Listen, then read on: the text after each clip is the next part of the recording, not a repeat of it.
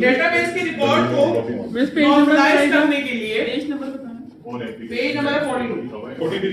बाकी जिनके पास बुक नहीं है वो मेरे डॉक्यूमेंट देख सकते हैं, ठीक है। नॉर्मलाइजेशन क्या होती है तुम देखो ना, यहाँ पे रखो, ठीक है।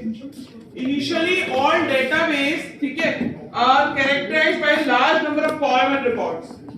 जो कि हमारे पास क्या होता है, उसको सर्चिंग करना, उसमें एनोमलीज बहुत सारी होती है, रिपीटेशन बहुत सारी होती है, तो सब चीजों को डेटाबेस को मैनेज करना बहुत मुश्किल हो जाता है मेरे पास, ठीक है।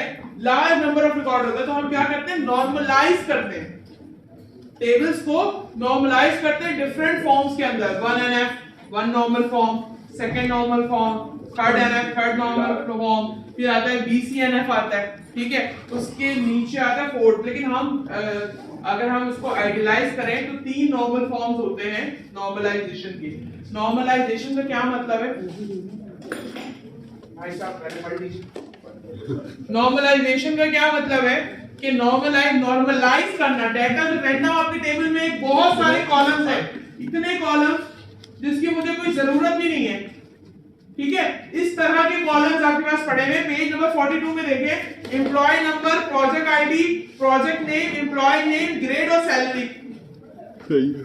अब एक अगर एम्प्लॉय है और प्रोजेक्ट आईडी में वो काम कर रहा है, तो कॉमा डाल के 2 प्रोजेक्ट आईडी क्यों डाली हुई है हमने? प्रोजेक्ट आईडी नजर आ रहा है? अभी मैं एक एग्जांपल मैं भी खोलती हूं अपने पास कि इस तरह का एब्नॉर्मल टेबल अगर मुझे मिलता है तो मैं क्या करती हूं। सबसे पहले तो आप ये देखें कि किसी कॉलम में कॉमा देके मल्टीपल वैल्यूज तो नहीं है, जैसे कि employee ID, employee name, age और डिपार्टमेंट। एक बंदा 2 डिपार्टमेंट को देख रहा है, सेल्स और फाइनेंस दोनों को। और आपके बुक में भी इसी तरह 42 पेज नंबर खोलो, आपके बुक में भी इसी तरह की एग्जांपल्स दी हुई हैं। पहला फॉर्म ये होता है फर्स्ट NF कि आप रिपीटेशन एनोमली को रिमूव करते हैं। रिपीटेशन एनोमली का मतलब एक अनवांटेड बिहेवियर, एनोमली को रिमूव करते हैं नॉर्मलाइज करने के लिए। तो आपके पास जो पहला डेटा है, दोबारा बता रही हूं, नॉर्मलाइजेशन का मतलब ये होता है कि आपके पास एक ऐसा टेबल है जो नॉर्मलाइज हुआ है, अननॉर्मलाइज हुआ है, उसको हम नॉर्मलाइज करते क्यों हैं क्लास, ताकि वो मेरे पास सॉर्टेड फॉर्म में आए, मेरी सर्चिंग आसानी से हो, लार्ज अमाउंट ऑफ डाटा, ठीक है। मुझे पता हो ये इस बंदे में हम अलग-अलग एक ही टेबल को अलग-अलग कॉलम्स में निकाल देते हैं। टेबल्स में जो 2-3 टेबल्स हम उसके फॉर्म्स बनाते हैं, यानी कि आपका बिखरा हुआ डाटा आप पहले से बोलेंगे नहीं, इस चेयर को अलाइन कर देते हैं, फिर पीसी को अलाइन कर देते हैं, जिस बंदे का जो पीसी है उसको एलोकेट कर देते हैं, तो नॉर्मलाइज हो गया ना। बिल्कुल बिखरी हुई चीजें नॉर्मलाइज हो रही है, तो आपको सर्चिंग में आसानी होगी इसके लिए।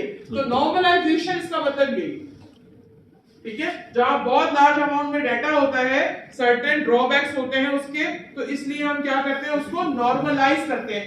पहली फर्स्ट NF का मतलब होता है फर्स्ट नॉर्मल फॉर्म, और फर्स्ट नॉर्मल फॉर्म के अंदर ये है कि आपके पास अगर कोई डाटा इस फॉर्मेट में है, जैसे कि वहां पे बना हुआ भी है EID, ठीक है, EH और उसके बाद डिपार्टमेंट। अब एक 1 है जो कि 35 इयर्स का है और वो सेल्स में भी काम कर रहा है, अकाउंट में पास से बता दिए ना। अब देखिए कॉमा डाल के 2 वैल्यू है, एक बंदा है उसके 2 जगह पे रहता है, कराची में भी इस्लामाबाद में भी, तो 2 एड्रेसेस हैं।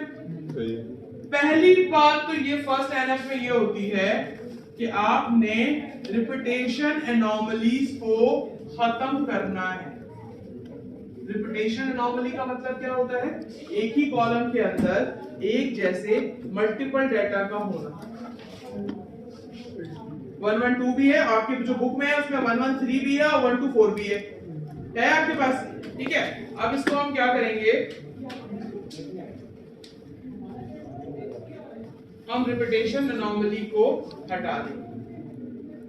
कैसे हटाएंगे कि हम यहां से एक डिपार्टमेंट आईडी और सेल्स और फाइनेंस को हटा के उसकी आईडी को वहां पे इंसर्ट करवा देंगे, तो रिपीटेशन एनोमली खत्म हो जाएगी मेरे पास, बन जाएगी, ठीक है। हाँ, अभी मैं आपको बुक से भी असल में मैं चाह रही हूँ कि जिसको मेरी एग्जांपल समझ में ना आए वो बुक से देख ले। देखिए सबसे पहले आपके पास जो प्रोजेक्ट नेम था, आपने प्रोजेक्ट नेम को उठा के अलग कर दिया प्रोजेक्ट आईडी के बेस पे, ठीक है। प्रोजेक्ट नेम और प्रोजेक्ट आईडी ऐसे हैं जो 2 आपके मिलते जुलते हैं जी। आपने क्या किया, प्रोजेक्ट आईडी को हटाया, प्रोजेक्ट नेम को बिल्कुल अलग कर दिया, देन एम्प्लॉय टेबल के अंदर एम्प्लॉय टेबल को अलग कर दिया आपने, हाँ, ठीक है। एम्प्लॉय नंबर और नेम आएगा ना, इसमें एक ही मतलब काम कर उसमें सकते लिखा होगा हैं। एम्प्लॉय नेम और नंबर अलग एक साथ लिखा होगा, उसको अलग कर दिया, ठीक है, और इसको बिल्कुल अलग कर दिया। इसमें भी देखिए यही काम किया हमने, जो रिपीटेशन एनॉमली थी उस रिपीटेशन एनॉमली को ही उठा के अलग कर दिया हमने।